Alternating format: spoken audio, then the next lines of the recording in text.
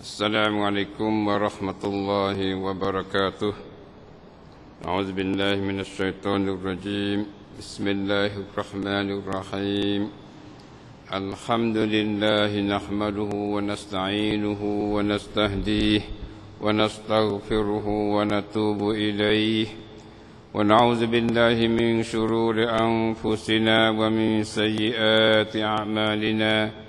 من يهده الله فلا مضل له ومن يضلل فلا هادي له وأشهد أن لا إله إلا الله وحده لا شريك له وأشهد أن محمدا عبده ورسوله اللهم صل على محمد وعلى آل محمد كما صليت على إبراهيم وعلى آل إبراهيم وبارك على محمد وعلى آل محمد كما باركت على إبراهيم وعلى آل إبراهيم في العالمين إنك حميد مجيد أما بعد فإن أصدق الحديث كتاب الله وخير الهدي هدي محمد صلى الله عليه وسلم وشر الأمور محدثاتها وكل محدثة بدعة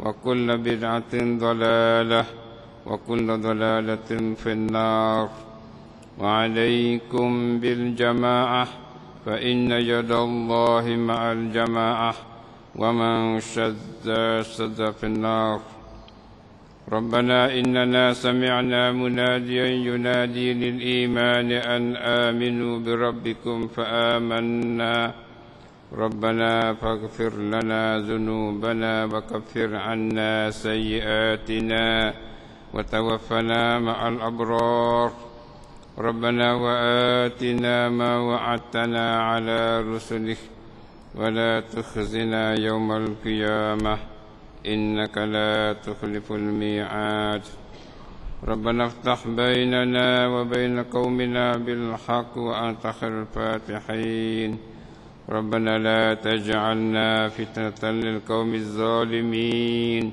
ولا تجعلنا فتنة للقوم الكافرين ونجنا برحمتك من القوم الكافرين اللهم إنا نجعلك في نحورهم ونعوذ بك من شرورهم اللهم إنا نعوذ بك من شرور من عادانا اللهم من أراد بنا سوءا فأشغله في نفسه ربنا عليك توكلنا وإليك عنبنا وإليك المصير.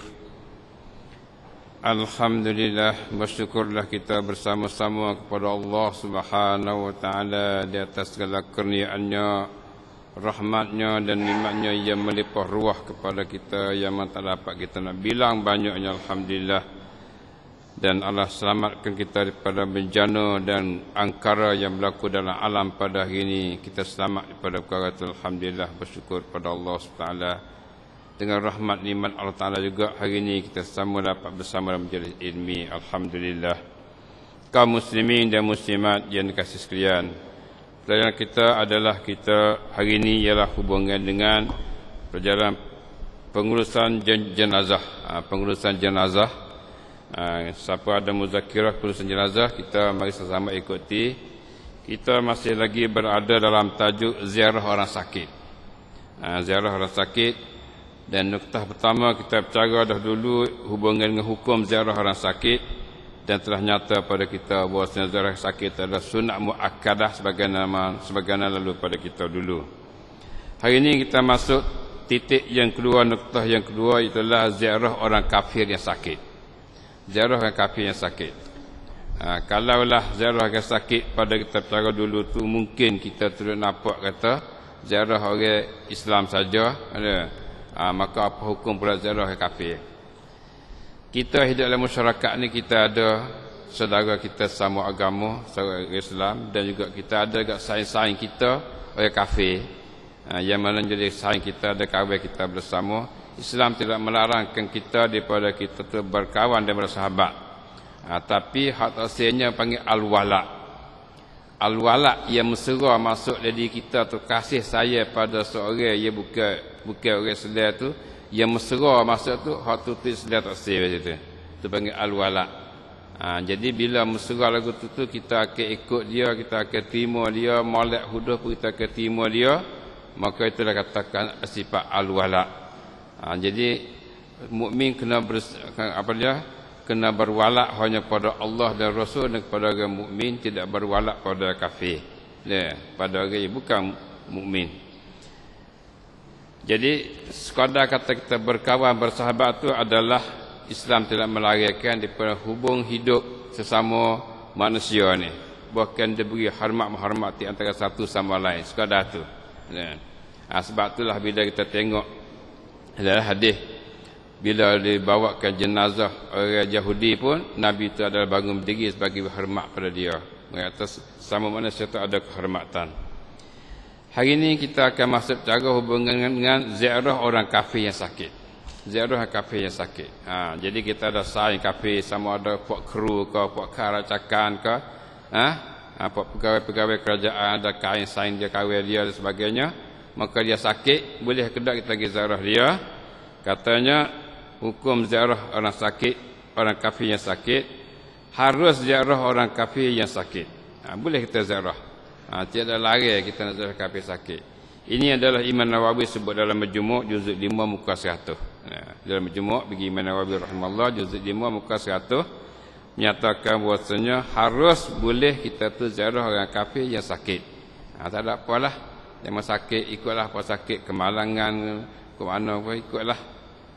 Riwayat kepada Anas radhiyallahu anhu katanya, kana gulamun yahudi yakhdumun nabiy sallallahu alaihi wasallam famarid fa'atahu an-nabiy sallallahu alaihi wasallam ya'uduhu faqa'ada 'inda ra'sihi faqala lahu aslim fanazara ila abihi wa huwa 'indahu faqala lahu ati' Abul Qasim sallallahu alaihi wasallam fa aslam fa kharaja an-nabiy sallallahu alaihi wasallam wa huwa yaqul alhamdulillahilladzi anqadhahu minan nar.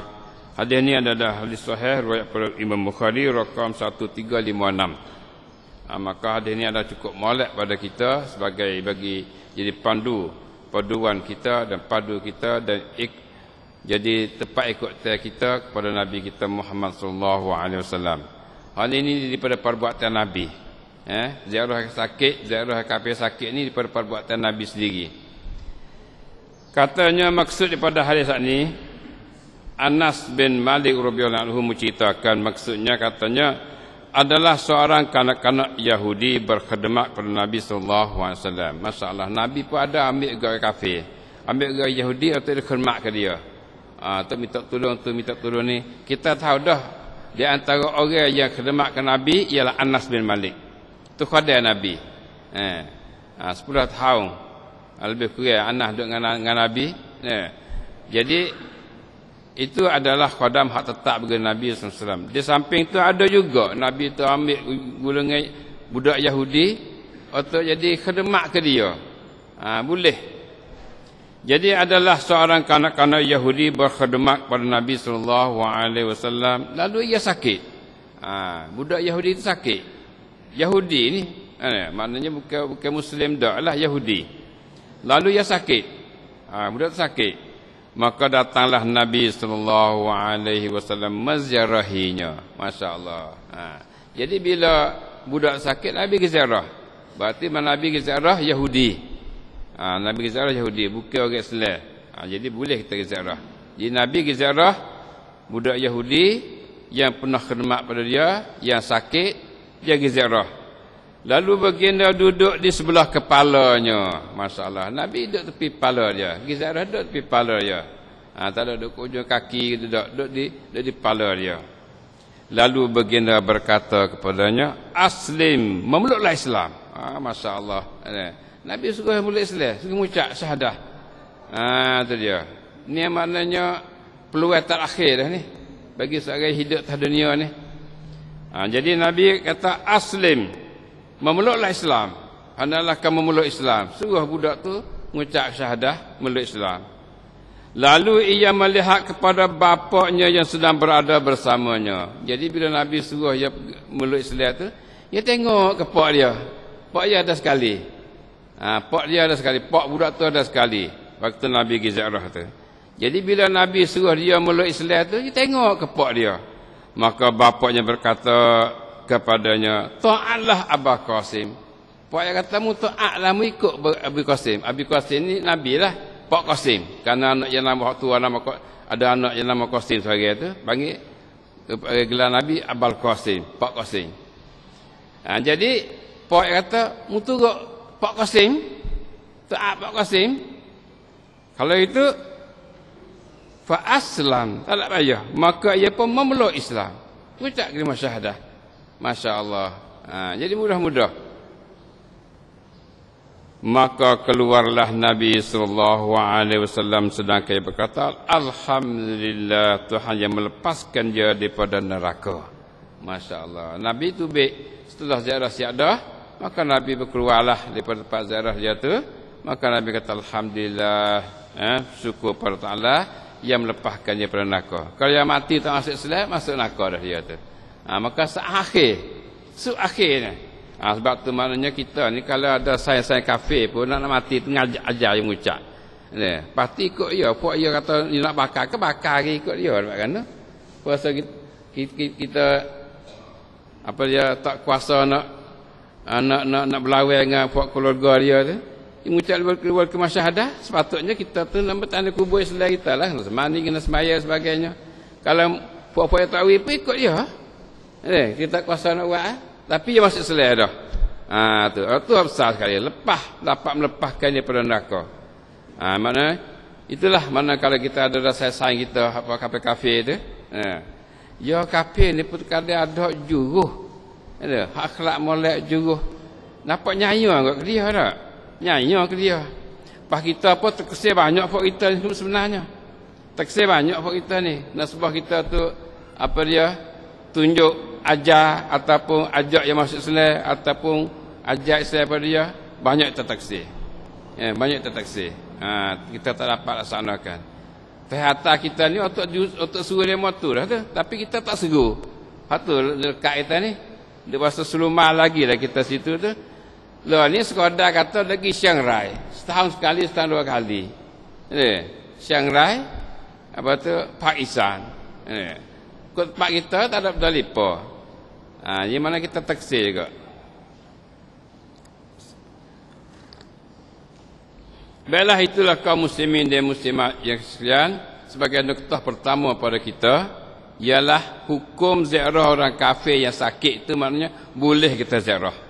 Boleh kita ziarah, tak jadi halangan. Sama ada kafir Buza pun baik, Hindu pun baik, Cina pun baik, Keling pun baik, ikutlah Kristian ke apa yang mana ada tempat kita ni, boleh kita ziarah dia, tak jadi halangan apa-apa. Alhamdulillah, itu satu hukum yang dapat kita tahu.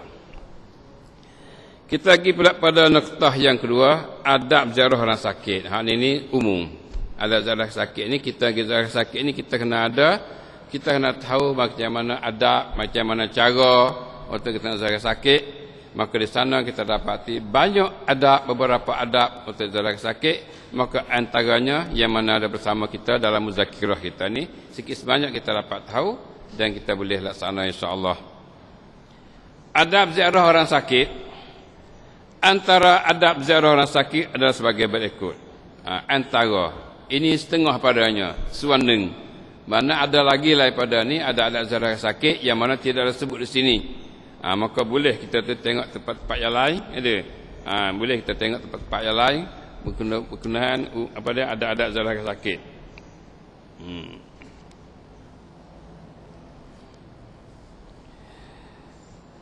Maka di sini kita sebutkan beberapa perkara.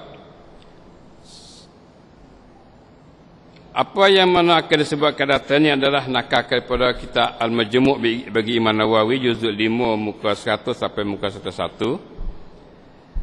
Jadi antara adabnya, satu, dikehendaki ziarah itu secara selangan hari, bukan setiap hari.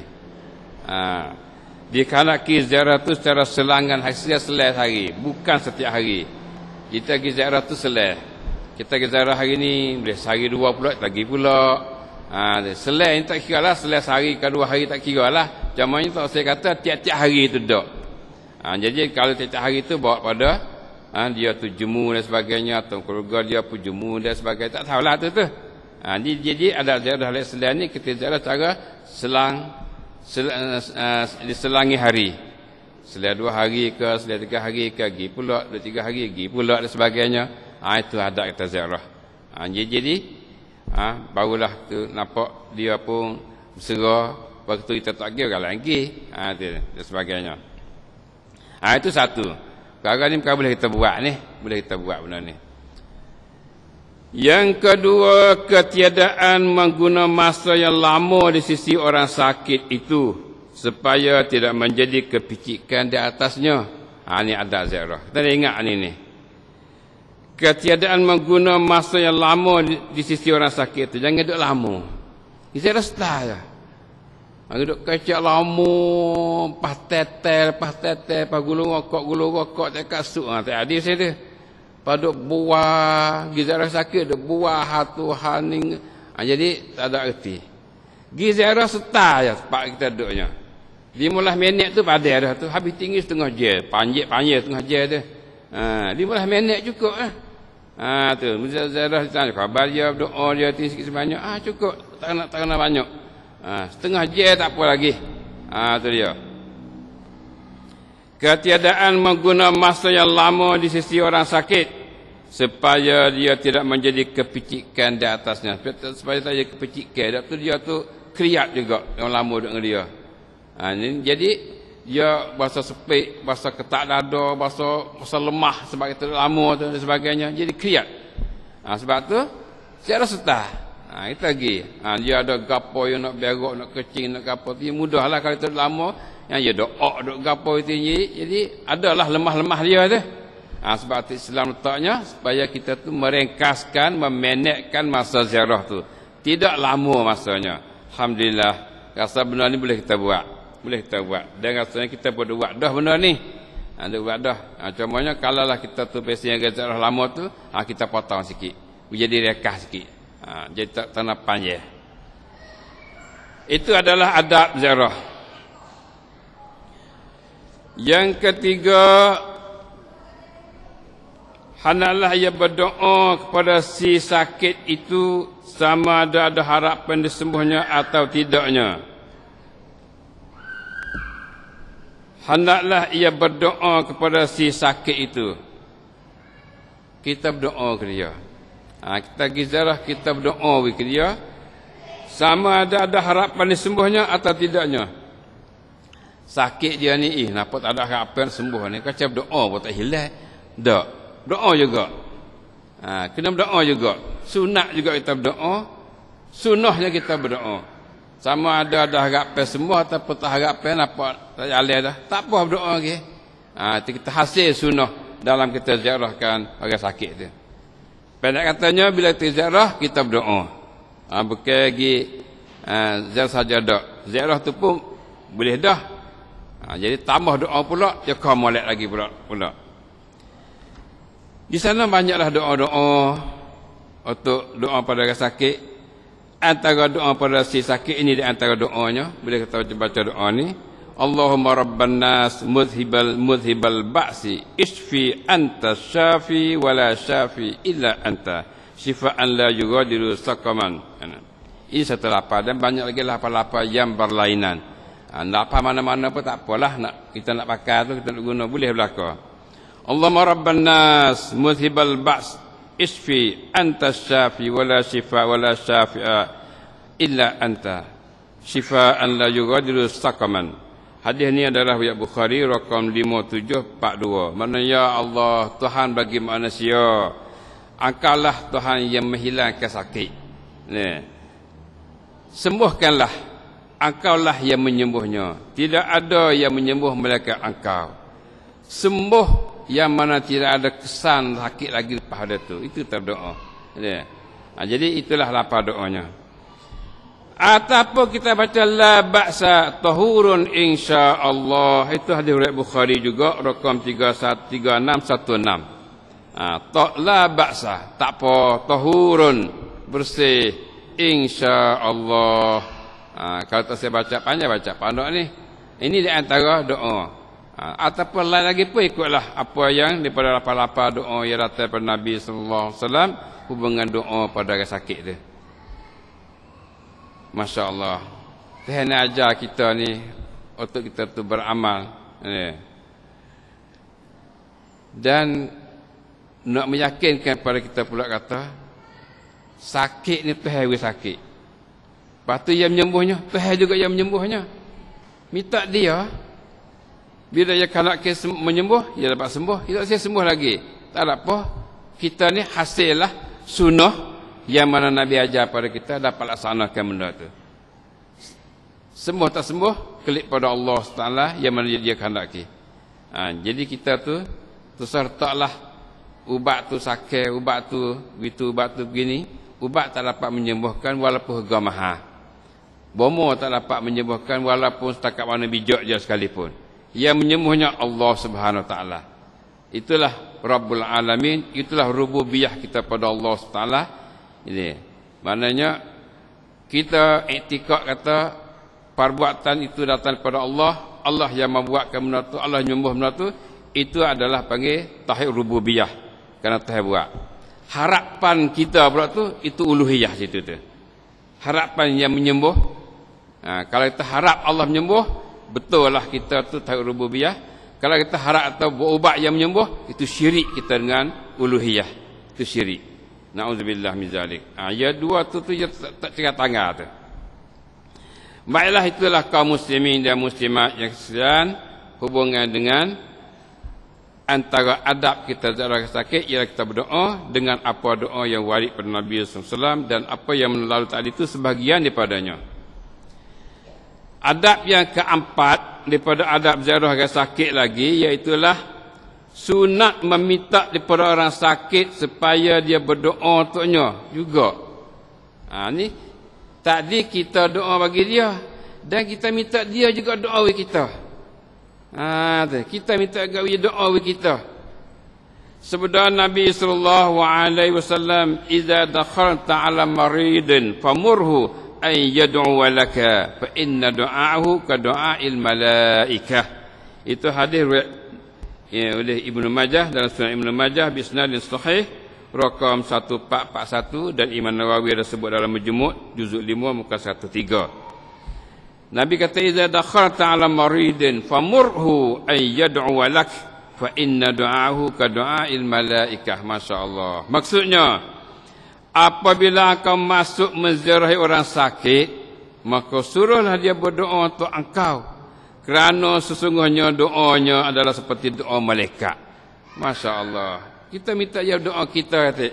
Doa dia supaya doa malaikat, kita terima doa dia tu. Dia doa untuk dia dah sakit, dia doa with kita, kata. Jadi kita ni kita berdoa with dia dan kita minta dia tu doa kita, kata. Masya Allah. Itulah merupakan adab. Adab kita ziarah orang sakit. Yang kelima antara adab lagi, tidak memaksa orang sakit memakan ubat atau apa-apa makanan. Ya gitu nah. Ini ada sebutkan dalam Majmu' Imam Nawawi kita juzuk 5 muka 13 juga. Tidak memaksa orang sakit memakan ubat atau apa-apa makanan. Siapa paksa dia? Ustaz kacau paksa dia tak lalu nak akal.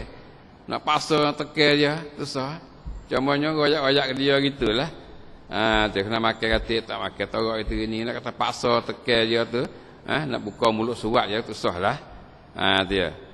Jadi serah dia lah, dia rasa nak makan ya makan. Dia tak rasa nak makan biar ke dia. Itu dia. Itu adalah merupakan adab yang kelima. Yang keenam, nasihat kepadanya supaya dia bersabar di atas kesakitan dan kesusahan yang sudah dihadapinya. Hal ini besar ni. Kita nasihat dia, bersabarlah, sabar di atas sakit. Kerana kita ni bukan kita buat kehendak kita. Dia tulis daripada Allah Mahfuz nak berlaku lagu ni, kena berlaku lah. Nak sakit pinggir ada dah pada Allah Mahfuz, nak lagi tak boleh dah. Dan sampai bila pun nak lagi tak boleh. Sakit pinggir, sakit perut ke, sakit gapo ke, itu terkena Tuhan buat kerana kita redha di atas qada dan qadar. Itu rukun iman kita pakai situ dah. Berlaku sini, kita royak ke dia, nasihat ke dia supaya rukun iman dia terkejaklah hati dia. Dia terima kata itulah qada dan qadar Allah SWT. Kita nak terima dengan hati yang reda, maka kita sabarlah di atas apa yang mana Allah telah takdir pada kita tu. Nak lagi tak boleh dah. Allah.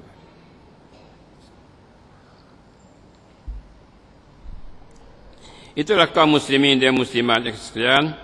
Nuktah yang keluar daripada cara kita dalam ziarah rasa sakit ialah hubungan dengan adab ziarah rasa sakit. Dapat kita hari ini 5 perkara daripada adab ziarah rasa sakit. Dari sana ada lagi beberapa adab. Hal ini pun banyak dah, besar dah untuk kita tu nak laksanakan.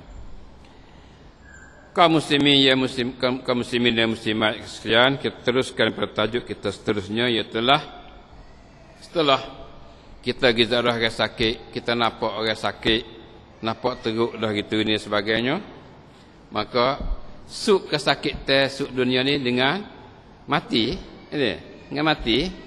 Maka sebelum mati itu duduk dalam keadaan yang kepicikan dan kesusahan, itu dikatakan al-muhtadar. Muhtadar, mana orang hampir mati. Muhtadar, orang hampir mati, orang dekat nak mati. Nampak ada perubahan gitu gini, tanda-tanda alamat tu mungkin kita nampak ada tanda. Itu panggil orang muhtadar. Muhtadar, orang yang hampir nak mati. Katanya dalam tajuk kita orang hampir mati ataupun katakan muhtadar, jika seseorang berada pada majlis seorang sakit dan didapatinya sudah berada dalam keadaan muhtadar, hampir-hampir mati, maka apakah peranan ataupun kewajipan ataupun tugas seseorang itu terhadap seorang muhtadar itu. Jadi kalau kebetulan kita pergi ziarah orang sakit itu, nampak atau dia tu dalam keadaan muhtadar, keadaan dekat nak mati dah. Lepas tu kita nak buat lagu mana? Gapo gatik pelaksanaan kepatibat kita nak buat bagi orang yang nak mati dah tu, nak buat gapo gatik. Ini patut kita tahu juga, tu kita nak amal. Orang dah mati hari-hari. Hak mati basing kejut tu nak buat mana dah. Dengan kereta, dengan terbalik, dengan butu, dengan belaga apa tu, sekiralah hak sakit rumah ni. Hak kita boleh pergi ziarah dia. Lepas tu nampak keadaannya ada telah berubah gitu ini, berarti dia telah berpindah pada satu keadaan pada keadaan muhtadar dekat nak mati. Maka kita nak buat lagu mana? Gapo gatik peranan kita boleh buat gapo gatik. Katanya antara peranannya dan tugasnya ialah ini di antara. Ini di antara tugas kitanya bila kita ada situ, perkara yang patut kita buatnya sebagai begini. Yang pertama, talqin, mana mengajar dia mengucap kalimah syahadah. Talqin, panggil mengajar kalimah syahadah. Alhamdulillah. Ini boleh katakan kita dah amal belaka ni. Bila mana-mana kita ada tempat orang sakit tu, Masya Allah, ini cepat belaka kita ni.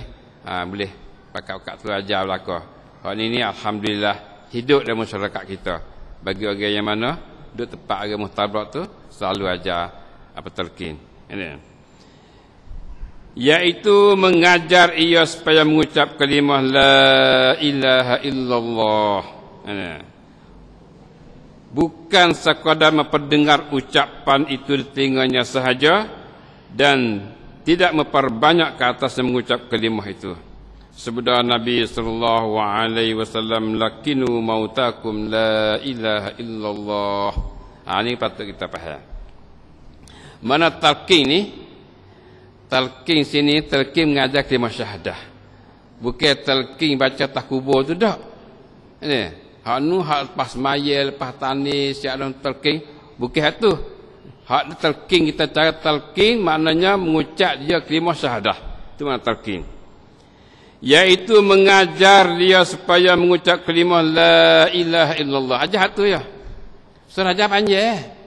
Surah kata la ilaha illallah. Dia duduk dalam email dah, dalam Islam siap dah. Ada. Ni akhir ni nak beri supaya Nabi kata apa dia, man kana akhiru kalami la ilaha illallah dakhala jannah. Nabi itu ya. Kalau kita ajar la ilaha illallah, bila dia mengucap sekali sudah cukup dah. Padai dah. Iaitu mengajar dia supaya mengucap kalimah la ilaha illallah, bukan sekadar memperdengar ucapan itu di telinganya sahaja. Bukan tapi dengar saja dan yang mengucap. dia ngucap. Kalau saya ada ngucap, okey. Dia tak ada ngucap tu, hatu nak gana dah. Kalau tak ada, nah. Kita ajar dia tinggal pun, mungkin dia tu dengar, tapi dia nak ngucap tak boleh dah. Mungkin ngucap tak boleh dah. Mungkin dia dengar, tapi dia ngucap tak boleh. Jadi kita tanya, dia tu mengucap. Dan tidak memperbanyak ke atasnya mengucap kalimah itu. Soal banyak, soal banyak. Dia mengucap sekali, kita ajar dia sekali, dia mengucap la ilaha illallah, khalas. Jadi, pada dah. Ya. Sabda Nabi sallallahu alaihi wasallam, lakinu mautakum la ilaha illallah. Itu hadis riwayat Muslim rakam 1/916 dan juga Tirmizi rakam 977 dan juga Abu Daud dalam rakam 3117. Ya. Nabi kata lakinu mautakum la ilaha illallah. Maksudnya ajarlah orang yang hampir mati dari kalangan kamu akan kalimah la ilaha illallah. Mautakum sini ni bukan orang mati dah. Ya cuba kita tasawur benda waqi'i sengati. Kalau kita katakan lakinu mautakum la ilallah. Ajarlah orang mati dah daripada mu tu la ilallah. Ajar orang mati dah. Pakai gapo lagi orang mati dah. Mautakum sini ni maknanya matikum, mautakum orang yang mana akan mati. Harkat nak mati tu. Ini maksud mautakum di sini ni. Maksudnya ajarlah orang yang hampir mati dari kalangan kamu akan kalimah la ilaha illallah ajar. Orang hampir mati ajar ni. Alhamdulillah. Dan sabda Nabi sallallahu alaihi wasallam, man kana akhiru kalamihi la ilaha illallah dakhala al-jannah. Hadis riwayat Abi Daud rakam 3117. Nabi kata man kana akhiru kalamihi la ilaha illallah dakhala al-jannah. Maksudnya sesiapa yang adalah akhir katanya la ilaha illallah, dia akan masuk syurga. Ini besar.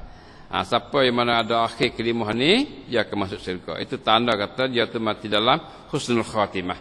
Mati dalam kesudahan yang baik bagi dianya. Husnul khatimah. Alhamdulillah.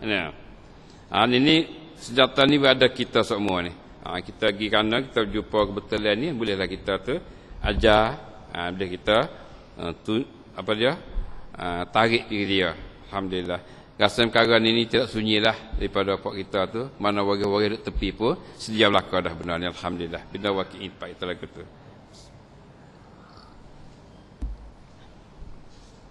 Itu yang pertama. Yang kedua daripada adab kita ataupun antara tugas kita bagi muhtadar ni, bagi orang yang nak mati ni, dia ada kabar lagi. Bukan tak kabar lagi, cumanya nampak kata sudah ada balainan dah, ada berubah dah. Sebab tu kalau kita pergi hospital pun, bawa tengok chair dah, suruh bagi klik rumah lah. Suruh bagi klik rumah. Jadi bawa tu agak tu dia tak ada dah nak cara nak perubat tu. Yang nampak dah. Ada dah tanda-tanda bagi dia tu. Dia suruh bagi klik. Bagi klik, siapa tengah jalan mati tengah jalan dah. Tak sampai rumah lagi. Misalnya maknanya ada tanda mana cuang tu boleh lagi lah kita tu nak kecek dengan dia, nak ajak gapo dia boleh lagi, dia tak kabar lagi. Ada lagi masa 10 minit lagi, 15 minit lagi dengan nak mati dan sebagainya. Wallahu alam lah. Itu tangga tahap belaka. Cumanya bila kita ada situ, maka antara tugas kita dan perkara patut kita buatnya yang kedua ialah mengingati dia dengan husnuzon. Kita ingat dia husnuzon, iaitu elok sangka dan sangka baik dengan Allah SWT. Habis sangka baik kata, sangka baik insya-Allah kita tu duduk dalam baik, mati dalam baik, kita sihat, kita sangka baik Ta'ala kata Tuhan rahmat kita, ampun dosa kita, harap baiklah. Sebagaimana kita cara dah dulu bahasanya bila orang sakit tu kena ada dua daripada dia. Ialah antara al-khauf war raja. Al-khauf war raja, takut dan pula harap. Takut dan harap. Maka harap ni masuk husnuzan. Waktu dia sakit, tak ada dalam muhtabar lagi tu, orang sakit ni kena ada khauf dan raja. Takut Tuhan, takut pada azab Tuhan dan harap rahmat Tuhan. Cumanya Nabi rahmat tu tinggi pada takut lagi. Nabi rahmat tinggi pada takut. Bahawa siapa muhtabar ni kena husnuzan. Suka baik dengan Tuhan. Alhamdulillah minat Tuhan. Kita ingat alhamdulillah pada dia Tuhan tu bagi baik pada kita, Tuhan rahmat pada kita gitu gini. Harap kebaikan. We tu ingat husnuzan dengan Tuhan. Nah. Elok sangka dan suka baik dengan Allah Subhanahu taala. Sabda Nabi sallallahu alaihi wasallam, innallaha yaqul ana inda dhanni abdi bi wa ana ma'hu idza da'ani. Hadis riwayat Muslim rakam 19 dan dalam dikung 2675. Innallaha yaqul, Tuhan kata, mana hadis kursi lah sini ni. Tuhan kata apa? Ana inda dhanni abdi bi wa ana ma'hu idza da'ani. Maksudnya sesungguhnya Allah berfirman, Nabi kata, mana hadis kursi, Tuhan katakan, aku bersama sengka hamba-Ku dengan aku. Di saat ni mana aku bersama seka hamba-Ku dengan aku. Hamba-Ku sekolah mana dengan aku. Seka dia tu harap rahmat padaku, untuk syurga, untuk aku ampun dosa, maka aku bersama dia. Aku bersama dia. Sebab tu mana kita peringat dia. Kita ingat dia. Tuhan ampun kita, Tuhan ampun pada awak, Tuhan maaf pada awak, Tuhan rahmat pada awak, harap Tuhan tu cucur rahmat. Ingat tu semua. Dia apa? Selalu tambah harap. Dia lupa dah hak seksa-seksa nak tak nampak. Bila nampak ni, nampak ke rahmat ni. Jadi di saat ni sebagian Tuhan kata, ana inda dhanni abdi bi wa ana ma'hu idza da'ani. Sesungguhnya aku bersama sangka hamba-Ku dengan aku, dan aku bersama-samanya apabila dia berdoa padaku. Aku bersama dia bila doa padaku, aku bersama dia. Maka dia sukalah hana padaku, suka terima, suka baik, aku pun bagi baik pada dia. Alhamdulillah. Inilah senjata kita. Hal ni kita kata kita pergi apa dia? Duduk apa yang muhtabar, dan kita ingat kita sendiri pula muhtadar. Kita sendiri pula kita akan muhtabar dekat nak mati, apa kita nak ingat ni? Ingat husnuzan dengan Allah Subhanahu Wa Taala. Habis kita situ, itulah perkara yang kedua daripada adab ataupun cara kita berada di muhtabar yang patut kita buat. Yang ketiga, memperbanyakkan doa baginya. Kita banyak doa bagi dia. Kita banyak doa bagi orang yang dah sakit teruk tu. Memperbanyakkan doa baginya dan tidak bercakap padanya mereka dengan kebaikan. Ini sebab kita Al-Ibda' bagi Imam As-Suyuti. Ibda' ni muka 217. Memperbanyakkan doa baginya. Terbanyak doa bagi dia. Berdoa bagi dia, doa bagi selamat dia, doa bagi apung, terhapung pada dia, dan tidak bercakap padanya mereka dengan kebaikan. Kita sekecek benda karut tepi dia tu. Sekecek buah ke apa, dia nak mati dah ni. Kita kecek buah, duk suka, duk menggila, duk apa, dak dah masa ni. Masa dak. Kita banyak doa pada dia, pakat kau doa pada dia. Tu sedek kecek halai, kan? Sabda Nabi sallallahu alaihi wasallam, "Idza hadartumul marid awil mayyit faqulu khairan fa innal malaikata yu'minuna 'ala ma taqulun." Hadis riwayat Muslim rakam 6 dalam dikun 919. Nabi kata, "Idza hadartumul marid awil mayyit faqulu khaira fa innal malaikata yu'minuna 'ala ma taqulun." Maksudnya, apabila kamu datang ziarah ke orang sakit atau orang mati, orang hampir mati ni. Bila ziarah sakit atau orang mati atau orang hampir mati, maka berkatalah kamu dengan kebaikan. Itu kecek benda molek, kecek benda baik. Tak kecek benda karut, tak kecek benda jahat, tak kecek benda buah, benda suka, benda menggila, benda apa, tak ada sini ni. Bukan tempat buah ada ni. Tempat kita sendiri pun nak ingatkan mati dah pada masa tu. Bukan masalah suka duk ramai dak sini ni. Kalau itu bila kita pergi pada tempat orang yang nak mati atau orang sakit ni, kita cakaplah benda-benda baik. Kerana sesungguhnya para malaikat mengucapkan amin mengikut apa yang kamu katakan. Sebab malaikat tu mengucap amin. Kita kata gapo tu malaikat amin. Kalau kita kaguk malaikat apa amin. Nauzubillah min dzalik. Sebab tu nak kecek molek, benda molek, doa hak molek, malaikat apa amin, amin, amin. Semoga itu ada barakah. Itu menjadi barakah tu. InsyaAllah. Itulah maknanya adab kitanya. Tak kecek benda tak molek di sisi orang yang nak mati atau orang sakit. Itu yang keempat. Itu yang ketiga. Yang keempat, membaca surah Yasin. Kadang mati ada baca surah Yasin. Nah, membaca surah Yasin. Kita tengok pendapat ni.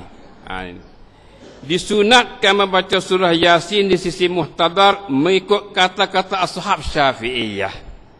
Mengikut kata ashab Syafi'iyah, bagi ulama mazhab Syafi'i ini dia kata sunat. Sebab tu ramai apa kita nak baca tu. Bila orang nak mati Yasin lah. Sebab ada sebut dalam kitab apa dia Majmu' bagi Imam Nawawi muka juzuk 5 muka 99 sampai 102 ni ada sebut hubungan dengan baca surah Yasin waktu orang nak mati. Muhtadar tu. Jadi dia kata sunat siapa dia? Ashab Syafi'iyah, bukan Syafi'i sendiri. Ashab Syafi'iyah, ulama dalam mazhab Syafi'i ni kata sunat. Nah. Jadi faham tu tak? Kata ashab Syafi'i, bukan Syafi'i sendiri dak. Dan juga dibacakan suratul Ra'd mengikut pendapat setengah tabi'in. Setengah tabi'in kata sunat juga baca suratul Ra'd. Suratul Ra'd sunat juga baca dekat orang nak mati tu. Bila orang sakit nak mati sunat baca. Maknanya kita dapati ada yang mengatakan sunat baca surah Yasin dan juga ada juga yang mengatakan sunat baca surah Ar-Ra'd di sisi orang nak mati. Pendapat ni adalah pendapat bagi ashab Syafi'i dan juga setengah pada tabi'in. Setengah pada tabi'in. Faham tu tak? Tetapi mari hujung ni, tetapi tidak ada hadis yang sahih tentang masalah ini. Tidak ada hadis yang sahih tentang masalah ini. Masalah baca surah Yasin tak ada hadis sahih. Hadis ada lah. Hadis sahih tak ada. Tidak ada hadis sahih tentang masalah ni. Sama ada surah Yasin atau suratul Ra'd.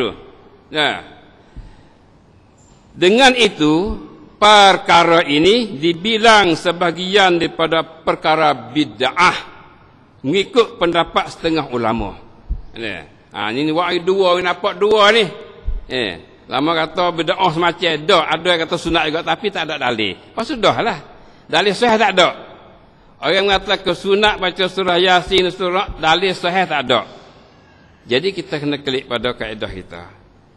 Kaedah pada ibadat ni al-aslu fil ibadah al-waqfu ataupun al-aslu fil ibadah al-man'u. Asal dalam ibadat ni al-waqfu terhenti. Terhenti atas nah ya datang. Nah datang mari ada nah daripada Nabi okey, tak ada nah tak ada mula dah. Al-aslu fil ibadah al-man'u. Asal ibadat ni tegah ham dilarang, tak ada. Al-aslu fil ibadah al-man'u. Asal ibadat dilarangkan tegah.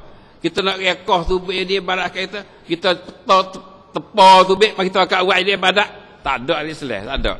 Man'u. Jadi bila tidak datang pada Nabi, maka kita tak kena buatlah. Walaupun kita dapat kata setengah tu ada yang mengatakan sunat. Tak apalah. Itu serah demo lah tu. Serah pada dia masing-masing. Jadi hari ni kita tahu kata ning dia bendanya. Ning dia. Lepas tu nak buat tak buat tu serah demo lah. Itu dia. Tetapi tidak ada hadis yang sahih tentang masalah ni. Tak ada hadis sahih tentang masalah ni. Dengan itu perkara ini dibilang sebagai pada bid'ah mengikut pendapat setengah ulama. Sebab tu setengah ulama yang kata baca Yasin dekat mati itu bid'ah. Baca suratul Ra'd dekat mati itu bid'ah. Sebab tak ada datang pada Nabi. Kena tak tu? Kena juga sebab Nabi tak ayat. Maka kita rekod kat kita. Hadis mari itu hadis dhaif. Bila hadis dhaif tu tak boleh buat amal dengannya, tak payah beramal dengannya. Faham tu tak? Tu. Nak amal juga hasrah kita lah. Kita kata nak pergi juga dengan ulama kata lah terserahlah tu. Wallahu alam. Itulah yang dibilang kebenaran itu sebut dalam kitab Ahkamul Janaiz dalam muka 20 dan juga muka 307. Muka 20 dan muka 307 dalam Ahkamul Janaiz bagi Syekh Albani. Itulah kaum muslimin dan muslimat sekalian hubungan dengan baca surah Yasin, hubungan dengan adab bagi orang yang duduk pada muhtadar. Yang keempat berarti surah Yasin. Dia jelas pada kita saat ini surah Yasin itu ada khilaf antara ulama, antara orang mengatakan sunat dan antara yang mengatakan bid'ah benda tu. Nah, jadi orang yang pergi bid'ah pun susah bekan sangat.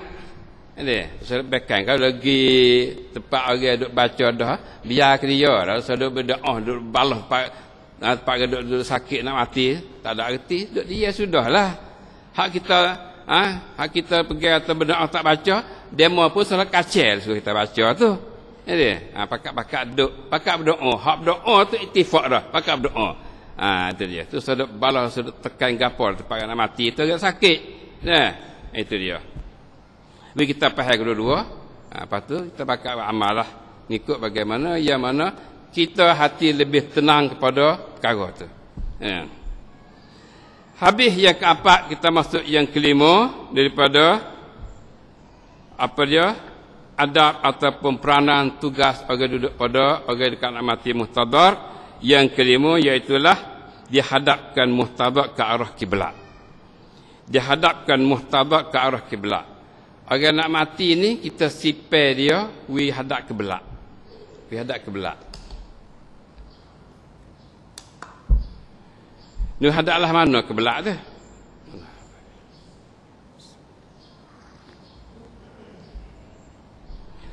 Sunat dihadapkan muhtadar itu ke arah kiblat. Sunat kita peradap orang mati itu hadap kiblat. Iaitu caranya. Cara bagi orang mengatakan sunat menghadap orang mati itu kepada kiblat tu cara lagu mana? Iaitu dengan menidurnya bertelentang ke atas belakangnya, tidak meletak, dan dihadapkan kakinya ke arah kiblat tu dia. Mana kita tidur meletak hadap kaki kiblat. Kalau kita lepas kita ni kiblat ni jatuh, maknanya kepala dia naik, kaki hadap kiblat. Tu mana hadap kiblat tu. Tu mana hadap kiblat. Jadi kaki tu hadap kiblat, itulah arti tidur hadap kiblat. Sebab tu mana kalau kita nak tidur hadap kiblat, tidur lagu tu hadap kiblat tu. Boleh tidur lagu tu. Jadi sunat dihadapkan muhtadar itu ke arah kiblat, iaitu dengan menidurnya bertelentang ke atas belakangnya dan dihadapkan kakinya ke arah kiblat serta diangkatkan kepalanya sedikit. Akit kepala sikit, tak batal itulah. Tak batal sikit supaya mukanya dapat berhadap ke arah kiblat. Tak batal akit mukanya mana nampaknya hadap kiblat lah. Itulah maknanya dihadapkan muhtadar ke arah kiblat. Hadapkan orang dekat mati itu kiblat. Bila nampak atau ada belai ni dah air muka pun nampak dah itu dah, kita pisah peralih dia dah lah, peralih dia dah. Pendapat ini adalah ijma' di dalam kalangan Syafi'iyah. Pendapat ni kalau kira dalam kalangan ulama Syafi'i ini ijma' seperti ijma' dah lah. Ini adalah sebut oleh Imam Nawawi dalam Majmu' juzuk 5 muka 102, kata pendapat ni ijma' dalam kalangan Syafi'iyah. Dalam kalangan ulama-ulama Syafi'i itu pakai ijma' belakang kata sunat hadapkan muhtadar kepada kiblat. Ada. Tetapi tidak ada hadis yang sahih yang menunjukkan di atas mensyaratkan yang demikian. Hadis sahih tak ada juga. Ada. Hadis sahih yang menunjukkan, yang mensyaratkan, yang suruh tu tak ada. Cumanya ijtihad ulama dalam mazhab Syafi'iyah kita ni kata sunat menghadapkan orang nak mati tu pergi pada arah kiblat dalam bentuk tadi. Hadis dia ada dalil? Tak ada. Hadis sahih tak ada. Ada. Tetapi tidak ada hadis yang sahih yang menunjukkan di atas mensyaratkan demikian. Dengan itu diingkar di atas perbuatan itu oleh setengah ulama. Sebab tu setengah ulama ingkar perbuatan ni. Bila ingkar tu dia kata bid'ah, tak boleh lah. Ingkar. Maknanya ya sakit lah mana, mati duduk lagu tu lah. Hadap kaki hadap hilir ke hilir lah. Kaki hadap hulu pun hulu lah. Duduk lagu mana masa dia sakit tu, dia mati tu. Bukan kata buah nak mati apa tu, pakak sipir. Dia mati dah hadap kiblat. Tak mesti begitulah. Ada. Duduk mana mati, sudah mati, sudah. Tak apa lah. Dia. Ini. Jadi dalam keadaan muhtabak dekat nak mati itu suruh gaduh hadap kiblat tu tak ada hadis yang sahih Tak ada sahih. Pisah mengajar dia mengucap syahadah, mati situ, okey, sudahlah, tak apa dah. Faham tu tak? Itulah apa yang mana sebut nuktah akhir tu oleh apa ya Syekh Albani dalam Ahkamul Janaiz muka 20 dan juga muka 307. Nah, itulah kaum muslimin dan muslimat yang sekalian, sebahagian daripada apa dia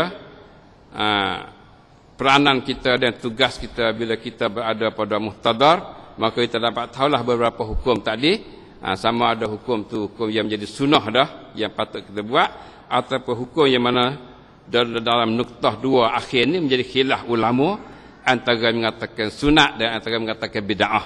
Ialah baca surah Yasin, suratul Ra'd, dan juga hadapkan orang yang nak mati itu pada kiblat waktu muhtadar dia tu. Maka itu adalah menjadikan khilaf antara para ulama. Jadi kita tanamkanlah perkara ni biar dalam diri kita sebagai satu ilmu pada kita. Kita jangan pakai ilmu tu nak balas demo dak. Kita tahu kena mau buat tu cara demonya, kita tak sewa tu cara kitanya. Kita tahu kedua-dua dah. Insya-Allah.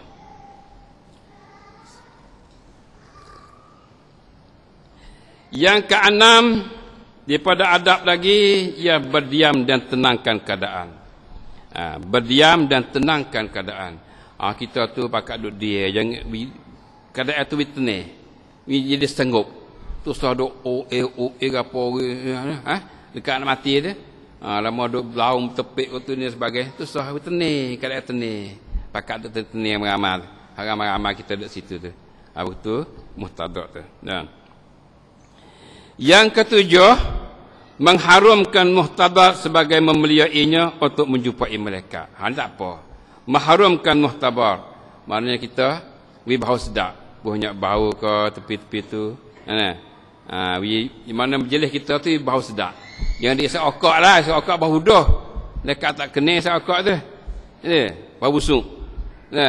Jadi banyak bau ke, semua spray ke apa ke, bilik ke betul bau sedap, okey tak apa tu. Tu untuk apa dia nak menjumpai malaikat. Malaikat nak mari jumpa dengan apa ya muhtadar ni.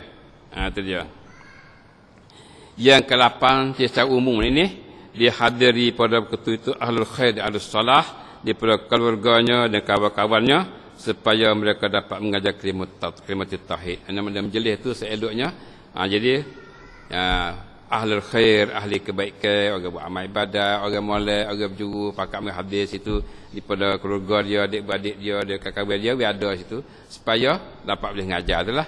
Mana mengajar seorang tak apa dah. Dia maknanya ada ahlul khair. Itulah sebut dalam Al-Ibda' bagi Imam As-Suyuti muka 216. Itulah kaum muslimin dan muslimat sekalian. Sebahagian yang mana patut, perkara yang patut kita tahu untuk kita nak hadiri dalam majlis muhtadar dan untuk kita tu nak jumpakan dengan keadaan mati itu. Baiklah kaum muslimin dan muslimat sekalian. Habis kita hubungan dengan apa dia orang hampir nak mati dan muhtadar. Kita masuk sikit lagi. Ketibaan mati dan alamatnya. Ni kita merisa-risa. Hal saya dekat nak mati ni, mati siapa dah? Mati siapa dah? Siapa mati?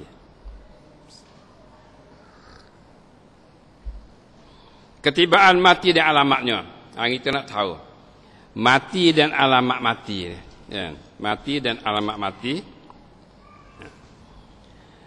Bila tibanya saat kematian, maka seseorang yang muhtadar itu ia melihat malakul maut datang. Dengan itu dia akan habis tenaga kekuatannya dan tidak mampu untuk menghadapinya.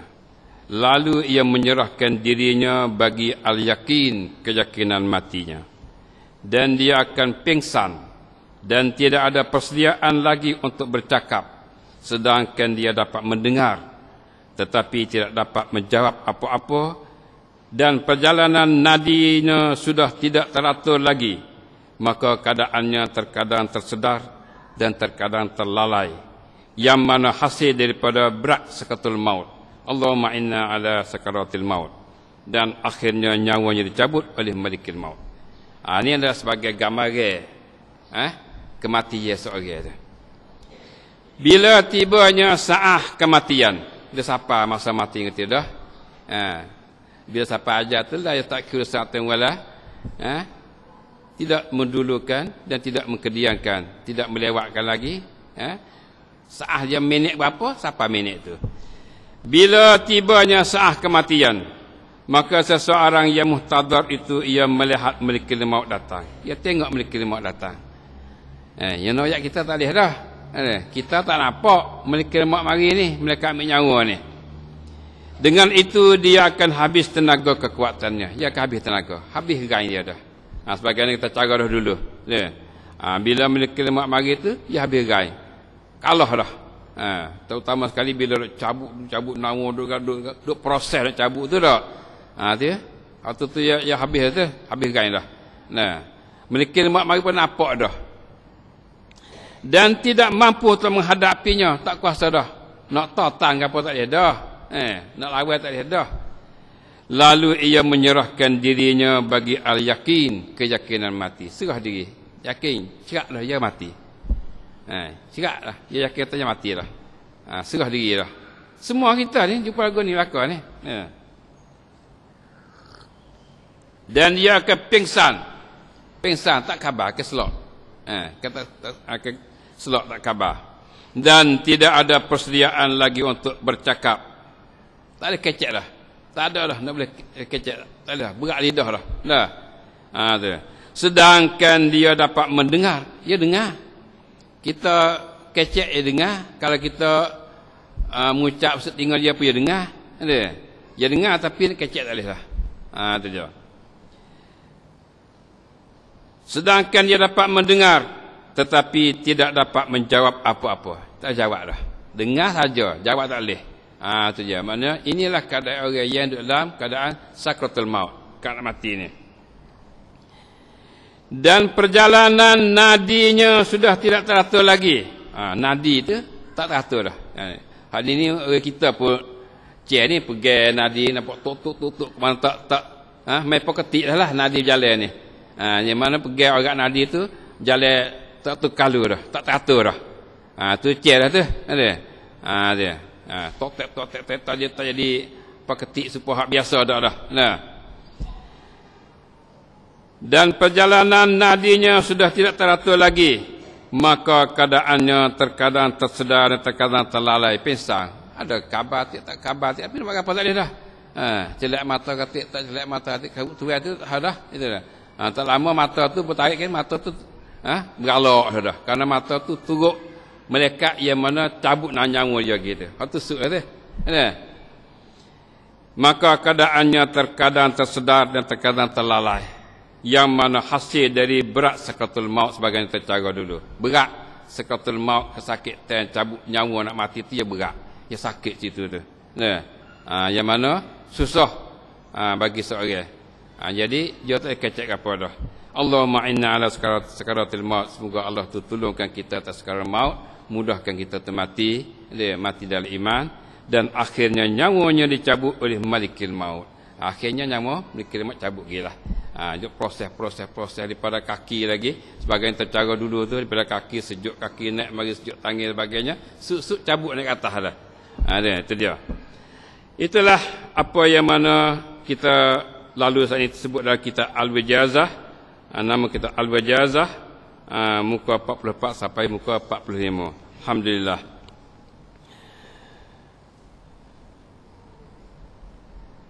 Itulah kaum muslimin dan muslimat yang sekalian, hubungan dengan pelajaran kita hari ini berkenaan dengan apa dia adab kita ziarah mati dan juga adab kita berada pada muhtadar dan juga tanda-tanda ketibaan mati. Maka kita berharap semoga Allah Taala dapat bagikan kemudahan pada kita dalam mati kita, dan perkara ini adalah ia ada hubungan dengan amalan harian kita. Ada hubungan dengan amalan harian kita. Bila kita tu selalu beramal dalam jalan Allah, semoga Allah terberi kemudahanlah pada kita. Yang pentingnya kita mati dalam husnul khatimah. Itu besar sekali, mati dalam kalimah la ilaha illallah. Itulah besar sekali. Itulah kaum muslimin dan muslimat. Sudah kita setakat ini insya-Allah. Wassallallahu ala Muhammad wa alihi wasallam. Subhanaka rabbil izzati amma yasifun.